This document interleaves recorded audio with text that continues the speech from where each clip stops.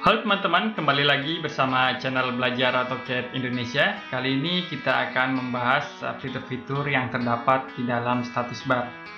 Oke, yang pertama kita akan membahas mengenai fungsi dari model or paper space. Biasanya fitur ini digunakan dalam mode layout. Jadi Anda klik dulu layarnya di sini. Nah, di sini akan terlihat dalam mode paper. Biasanya digunakan untuk melakukan editing kertas apa sih yang ingin kita gunakan. Jadi misal saya ingin menggunakan kertas A4, jadi saya akan membuat objek rectangle di sini dengan dimensinya A4 210 kali 297. Nah, klik di sini, kemudian teman-teman bisa klik kanan di layout, kita ubah ke Text Setup Manager, klik ke Modify. Sini saya akan gunakan printernya, kemudian jangan lupa paper size-nya A4, layoutnya kita ubah dari titik sini ke sini. Dan gunakan center the plot, kemudian kita gunakan portrait, klik OK. Nah, di sini kita telah selesai untuk membuat layout dengan kertas A4. Nah, bagaimana cara memasukkan model ke dalam kertas ini? Kita bisa menggunakan opsi MView. Jadi Anda ketik MV, Enter. Nah, misal saya akan tempatkan di sini untuk gambar yang pertama. Kita tempatkan lagi, buat lagi MV di sini untuk gambar yang kedua. Nah, gambar ini dari mana sih? Kita bisa ambilnya dari model. Misal di model sini ada gambar rectangle di sini dengan dimensinya 50. Kemudian ada lingkaran lagi di sini dengan radiusnya 20 ini. Nah, kita buka lagi layoutnya. Di sini kita ubah ke mode model. Jadi teman-teman klik di sini models atau klik di area sini 2 kali. Maka akan berubah ke mode model seperti ini. Nah, di sini baru teman-teman bisa gunakan objek yang telah tadi kita buat di tab model. Kita bisa zoom dulu, kemudian extend. Nah, misal saya akan tempatkan objek kotak di sebelah sini. Nah, ini kita tekan F7 untuk menyalakan guide-nya. Nah, maka akan ada objek kotak. Yang atas ini kita ubah ke objek lingkaran seperti ini. Oke. Jadi fungsi dari paper ini digunakan untuk melakukan editing pada kertas yang ingin teman-teman gunakan. Teman-teman juga bisa memasukkan pada mode ini etiket ke dalam kertas settingannya. Di sini A4. Sedangkan untuk model, untuk melakukan editing pada objek apa saja sih yang ingin kita tempatkan pada kertas di dalam layout ini. Selanjutnya teman-teman bisa melakukan proses printing menggunakan opsi dari layout. Oke. Yang kedua adalah fungsi dari display drawing guide. Nah, di sini untuk menampilkan kotak-kotak ini yang terdapat di dalam lembar kerja. Jika kita nonaktifkan, maka kotak-kotak ini akan menghilang. Oke, saya akan ubah dulu kotaknya agar warnanya bisa lebih jelas. Ke color, kemudian untuk guide minor lines ini saya akan ubah menjadi yellow, sedangkan untuk majornya kita ubah menjadi red. Yang ini minornya kita ubah menjadi biru. Kita klik apply, kemudian OK. Nah, kita tampilkan, kita klik di sini untuk ke display drawing guide. Nah, ini guide itu seperti ini. Jadi kotak-kotak, nah seperti ini. Nah, untuk fungsi dari snap mode yang ini digunakan untuk melakukan penggambaran berdasarkan opsi polar atau opsi guide. Misal kita gunakan opsi guide, kita buat garis line. Maka secara otomatis kursor ini akan berada di ujung-ujung kotak guide seperti ini. Jadi jarak dari sini ke sini adalah 10, ke bawah 10. Jadi incrementnya 10. Nah, untuk merubah dari increment ini Anda bisa ketik DS, enter. Nah, di sini ada settingan untuk incrementnya setiap 10 poin. Misal saya akan ubah menjadi 20. Maka ketika kita gambar garis line, ini akan setiap 20. Jadi dari sini ke kanan 20, ke bawah 20, ke kanan lagi 20. Jadi setiap 20 poin. Nah, untuk melakukan settingan pada guide-nya kita juga bisa merubah setiap 20. Jadi ketik DS lagi, di sini kita ubah menjadi 20. Maka lebar dari kotaknya akan 20. Jadi seperti ini 20. Nah, kalau yang tadi kan pertama ini 10, dari sini ke sini 10, sedangkan yang ini sudah kita ubah 20. Seperti ini. Nah, untuk defaultnya biasanya 10 dan ini 10. Oke. Selanjutnya ada opsi juga yang lainnya, yaitu polar snap. Nah, polar snap ini berbeda dengan guide snap. Jika polar snap, Anda bisa melakukan penggambaran dari sembarang titik, jadi tidak hanya terfokus pada ujung-ujung di kotak GERD. Misal kita gunakan line enter, saya akan mulai dari sini. Nah, ke kanan nilainya 10, jadi incrementnya 10, jadi ke atas juga 10, ke samping sini juga 10. Nah, ini perbedaan antara polar dan snap GERD. Jadi kalau polar itu snap GERD itu langsung dari ujung-ujung kotak, sedangkan kalau polar snap yang ini digunakan bisa di sembarang tempat. Oke, ini kita nonaktifkan karena ini tidak begitu digunakan. Selanjutnya adalah fitur mengenai auto mode. Nah, auto mode ini bisa digunakan untuk membuat objek garis atau polyline itu secara vertikal maupun horizontal. Ketika kita aktifkan, nah kita ketik L, kemudian enter. Selanjutnya saya akan klik di sini, kemudian akan secara otomatis membuat objek garis secara vertikal ataupun horizontal seperti ini. Jadi tidak bisa membuat garis miring. Nah, ini tingkat kepresisiannya bisa mencapai 100%. Jadi untuk membuat garis sangat lurus seperti ini. Nah, berbeda ketika kita nonaktifkan, kita bisa membuat garis di sembarang tempat, miring ataupun mendatar dan vertikal.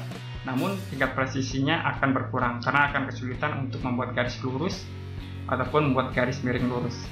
Nah, jadi untuk fungsi dari auto mode ini kita bisa gunakan untuk membuat garis lurus secara vertikal ataupun horizontal. Sedangkan opsi lainnya yaitu restrict cursor to specific angles yang disebut istilah dengan polar tracking. Nah, polar tracking ini bisa menjadi pilihan alternatif. Misal kita buat garis line titik sini, kita pindahkan ke kanan, maka akan ada garis putus-putus. Nah, garis putus-putus ini adalah tracking, jadi polar tracking. Ke atas juga ada polar tracking.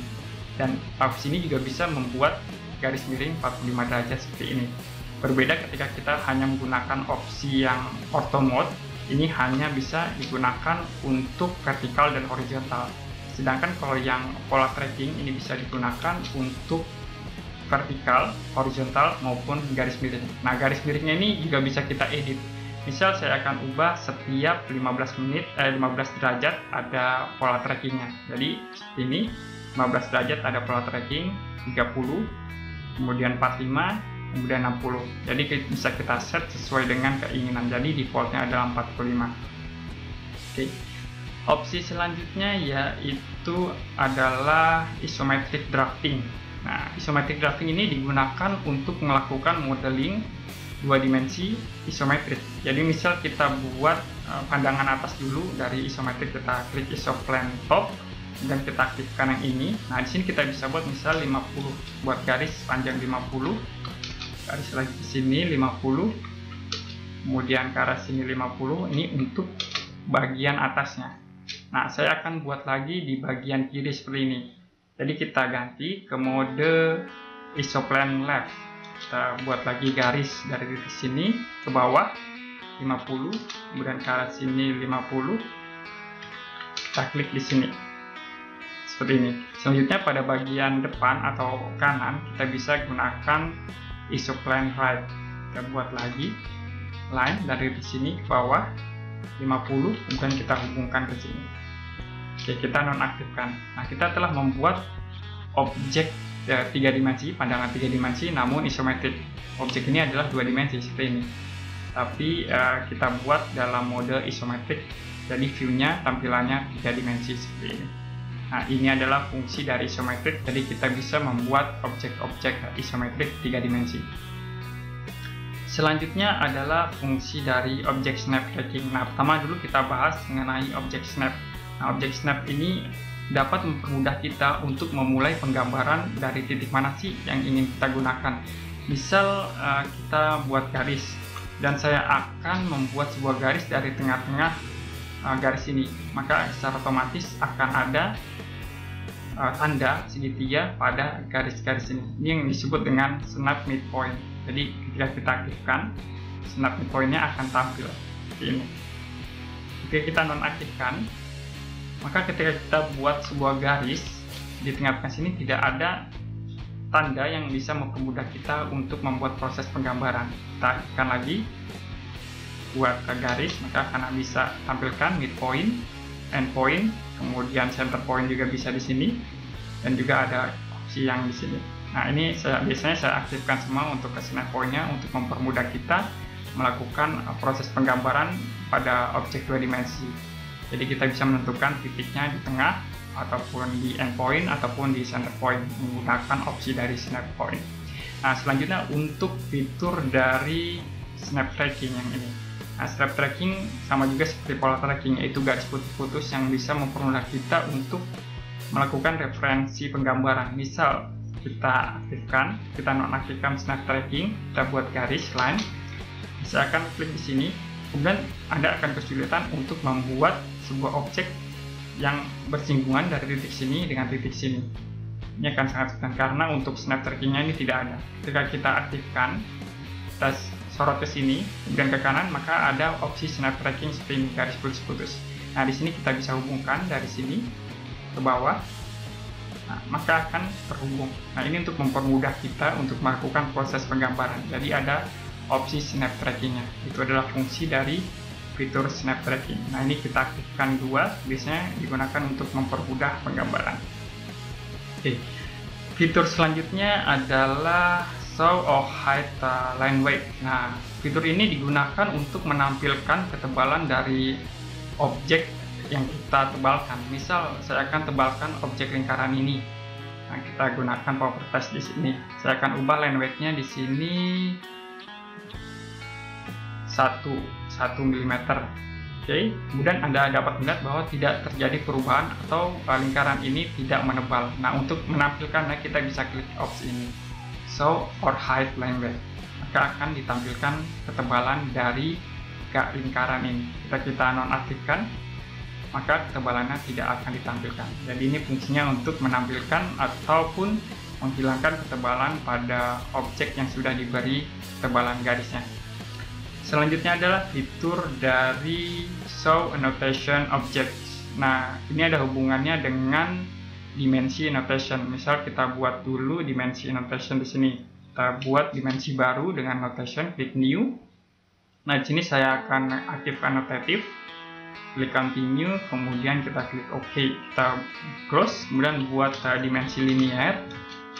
Kita akan buat di sini. Nah, ini kita set untuk propertiesnya, untuk annotative scale-nya 1:1. Nah, kita buat lagi, misal dimensinya di sini saya akan ganti menjadi 5. Oke. Kemudian kita buat dimensi linear dari titik sini ke titik sini. Tapi untuk yang ini kita ubah annotative scale-nya menjadi 1,2. Ini hanya contoh sederhana. Ini 1,2. Kita delete yang 1,1. Oke. Nah, ini ketika kita aktifkan fitur dari show annotative, maka seluruh objek dengan skala yang sama, dimensi skala yang sama akan ditampilkan. Ketika kita nonaktifkan, maka hanya skala yang 1:1 yang ditampilkan. Kita ubah lagi ke 1:2. Jadi hanya skala 1:2 yang hanya ditampilkan. Jadi ini fungsi dari show annotative object untuk menampilkan keseluruhan annotatif yang terdapat dalam objek 2 dimensi. Ketika kita nonaktifkan, maka hanya sesuai dengan pilihan dari skala yang diinginkan.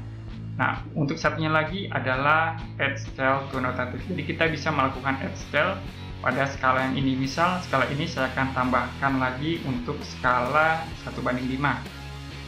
Nah, kita close lagi. Maka dari seleksi objek ini di properties, ini akan ada dua opsi, jadi 1:1 dan 1:5. Jadi untuk menambahkan secara otomatis bisa menggunakan fitur dari ini, add scale to annotative objects. Ini adalah fungsi dari fitur annotatif di status bar. Selanjutnya adalah fitur mengenai workspace switching. Nah, di sini gunakan untuk merubah tampilan dari tempat kerja AutoCAD. Misal untuk drafting dan notation ini khusus untuk 2 dimensi karena toolsnya ini semua terfokus pada pembuatan objek 2 dimensi. Sedangkan ketika kita ubah ke mode 3D Basic, nah ini biasanya digunakan untuk modeling solid pada AutoCAD. Jadi hanya ada beberapa fungsi untuk modeling 3 dimensi, kemudian visualis atau rendering. Berbeda ketika kita gunakan opsi 3D modeling.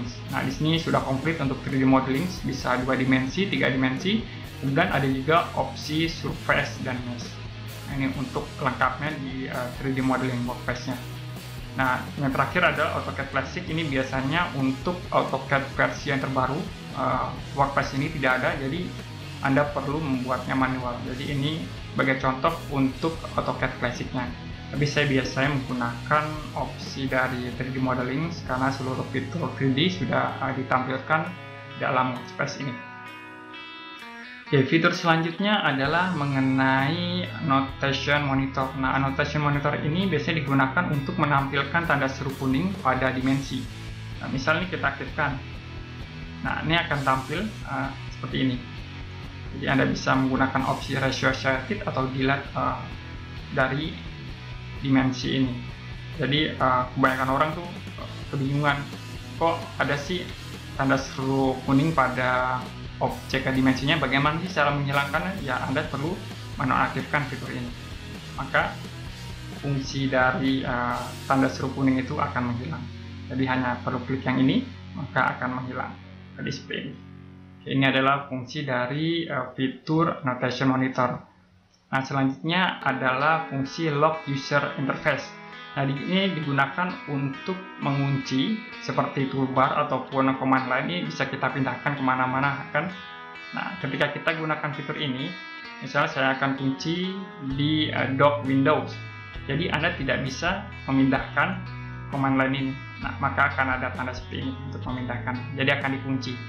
Jadi tidak akan bergeser kemanapun. Anda juga bisa mengunci seluruh opsi yang ada di sini. Ini.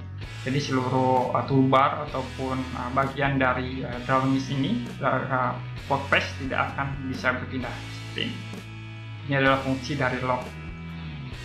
Nah, selanjutnya adalah fungsi isolate object. Nah, isolate object ini digunakan untuk melakukan hide objek-objek yang kita seleksi ataupun yang tidak kita inginkan. Misal saya akan melakukan semua objek ini, head objek semua, kemudian hanya menampilkan objek ini. Kita seleksi saja objek ini, kemudian kita gunakan fitur isolate object, maka objek yang lainnya akan hide atau menghilang. Untuk menampilkannya, kita klik lagi End Object Isolation. Berbeda ketika kita hanya ingin melakukan hide objek ini, kita gunakan opsi hide object, maka objek yang terseleksi akan hide, dan kita ubah lagi ke End Object Isolation untuk menampilkan seperti ini. Jadi misal hanya ingin objek ini saja yang ditampilkan, kita seleksi, kita gunakan fungsi Isolate Hide, jika hanya objek ini yang ditampilkan, kemudian kita gunakan End Object Isolation untuk mengakhiri fungsi dari Hide Object. Oke, ini adalah fungsi dari Isolate Object. Selanjutnya untuk Hardware Acceleration. Nah, ini biasanya digunakan untuk grafik. Jadi settingan grafik cardnya, jika grafik Anda kurang atau tidak memenuhi syarat, pastikan tidak mengaktifkan fitur ini karena beberapa grafik card bisa mengalami crash pada AutoCAD. Ada juga yang garis putus-putus seperti itu. Jadi ketika driver atau grafik card Anda sudah sesuai dengan spesifikasi dari AutoCAD, Anda bisa mengaktifkan fitur ini. Kalau saya sih hanya mengaktifkan dua, yaitu Smooth and Display dan juga Uncompressed Texture. Kita klik OK. Selanjutnya adalah fitur dari clean screen. Nah, ini untuk menghilangkan seperti toolbar atau fitur lainnya, jadi akan terlihat lebih clean seperti ini. Jadi hanya ada gambar kerja atau ruang kerja dari AutoCAD. Jadi, kita bisa tampilkan, kita klik lagi di sini untuk menampilkan toolbar dan fitur-fitur lainnya yang ada di gambar kerja. Selanjutnya ketika kita klik opsi yang ini, garis 3, maka akan ada fitur-fitur lainnya untuk ditampilkan pada status bar. Misal untuk koordinat, ini akan menampilkan informasi mengenai koordinat. Jadi bisa ditampilkan seperti ini. Koordinat berapa yang ada di sini, kita buat garis line. Nah, di sini bisa kita tentukan koordinatnya dari sini ke sini, maka akan berubah sesuai koordinat di sini. Nah, di sini tidak terlalu penting untuk fitur koordinat. Selanjutnya adalah Infer Constraint. Nah, fitur ini digunakan untuk parametrik. biasanya ketika kita aktifkan akan ada fungsi parametrik yang kita aktif. Di sini kita buat garis line sini. Nah, ini ada invert constraint, jadi ini adalah penggambaran menggunakan sistem parametrik. Jadi akan ada fungsi titik-titik ini merupakan invert constraint. Ketika kita nonaktifkan, maka fungsi ini akan tidak ada. Kita buat garis line, maka akan tampil seperti biasa. Perbedaannya adalah ketika kita move objek ini, maka ini aja akan berpindah hanya satu, sedangkan ini terhubung dari satu yang lain ke yang lain seperti ini. Nah, ini untuk parametrik trailing invert constraint. Jadi bisa Anda aktifkan atau nonaktifkan. Oke, kita nonaktifkan untuk ini. Selanjutnya adalah dynamic input. Nah, dynamic input ini merupakan sebuah keterangan. Misal kita buat garis line, maka akan ada fitur seperti ini, L. Nah, di dekat kursor mouse. Ketika kita nonaktifkan, maka fitur ini akan menghilang dan tampil hanya di command line. Jadi untuk dynamic input seperti ini fiturnya, menampilkan command line di dekat kursor. Oke, jadi kita aktifkan untuk dynamic input. Nah, selanjutnya adalah transparansi. Ini transparansi biasanya digunakan sering sekali pada objek 3 dimensi. Misal saya buat objek 3D box, kita buat box, enter. Oke, kita buat box di sini ke atas. Kita ubah ke mode set of gray. Nah, di sini kita bisa set untuk transparansinya. Ini kita ubah dulu ke dalam fungsi drafting dan notation. Nah, kemudian di sini kita ubah untuk transparansinya.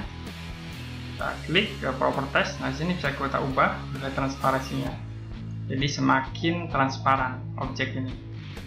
Oke, seperti ini. Kita ubah lagi, kita tingkatkan. Ataupun kita kurangi, kita seleksi objeknya, kita gunakan transparansi di sini. Nah, seperti ini. Nah, ketika kita nonaktifkan, maka fitur dari transparansi ini tidak akan bekerja. Jika kita aktifkan, maka akan menampilkan transparansi pada objek yang telah dirubah nilai transparansinya. Dan juga bisa merubah pada objek garis di ini. Kita ubah misal transparansinya ke titik sini 68. Nah, kita klik, maka ini akan transparan. Kita ubah lagi, akan seperti ini. Ini adalah fungsi dari transparansi pada status bar. Selanjutnya adalah selection cycling. Selection cycling ini digunakan pada objek yang saling bertumpuk. Misal kita ubah ke pandangan top view. Di sini kita buat objek garis line, kemudian kita buat objek rectangle. Nah, di sini akan ada dua objek pada bagian bawah bertumpuk. Nah, ketika kita aktifkan selection cycling-nya, kita klik pada objek sini. Nah, maka ada pilihan, Anda bisa seleksi line-nya atau polyline-nya. Polyline itu kotak. Jadi kita klik lagi, kita seleksi hanya line, maka garisnya yang akan terseleksi seperti ini. Garisnya saja yang terseleksi. Jadi selection cycling digunakan pada objek-objek yang bertumpuk. Oke, selanjutnya kita bahas lagi mengenai 3D Object Snap. Ini fitur yang hampir sama dengan Object Snap ini. Jadi mempermudah kita untuk melakukan seleksi pada snap di objek 3 dimensi. Namun biasanya saya tidak menggunakan fitur ini karena akan bentrok biasanya jika menggunakan dua opsi snap, 3D dan 2D. Jadi ini kita nonaktifkan untuk fitur 3D Snap Object, 3D Object Snap. Oke. Untuk Dynamic UCS, nah Dynamic UCS ini digunakan pada objek 3 dimensi. Misal kita nonaktifkan Dynamic UCS-nya, ini kita off, kemudian kita buat garis line, maka tidak ada referensi di face ini atau di face yang akan kita sorot. Nah, berbeda kita aktifkan fitur Dynamic UCS-nya, kita buat garis line, maka ketika kita sorot pada face ini, maka akan terseleksi pada opsi penggambaran plane ini, seperti ini. Kita buat garis. Atau kita buat circle, lingkaran di sini, di atas. Kita juga bisa buat circle pada bagian sini, ataupun pada bagian sini. Nah, ini fungsi dari Dynamic UCS pada objek 3 dimensi. Jadi, secara otomatis dapat langsung melakukan seleksi pada face yang ingin kita gambar model 2 dimensinya. Seperti ini. Untuk Dynamic UCS. Nah, yang selanjutnya adalah selection filtering. Nah, ini digunakan untuk seleksi pada objek 3 dimensi seperti kita hanya melakukan seleksi pada edge atau vertex atau face. Di sini kita gunakan misal face, kita seleksi pada face ini. Seperti ini. Atau kita gunakan vertex. Nah, seleksi titik ini namanya vertex. Sedangkan kalau yang edge itu namanya yang ini, yang garis ini edge. Nah, seperti ini. Nah, biasanya digunakan pada modeling mesh, jadi sangat mempermudah kita untuk melakukan seleksi atau modifikasi objek-objek 3 dimensi. Jadi ini fungsi dari selection filtering. Nah, untuk gizmo ini fungsinya untuk menampilkan navigasi, bisa rotate, bisa scale, dan juga bisa move. Kita seleksi objeknya. Sekarang saya akan seleksi objek ini.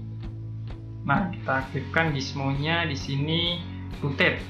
Maka akan ada fitur untuk merotasi objek ini, misal ke sumbu X seperti ini atau ke sumbu Y atau Z. Jadi akan mempermudah Anda untuk melakukan skala, kemudian memindahkan objek 3 dimensi. Jadi menggunakan fitur dari gizmo.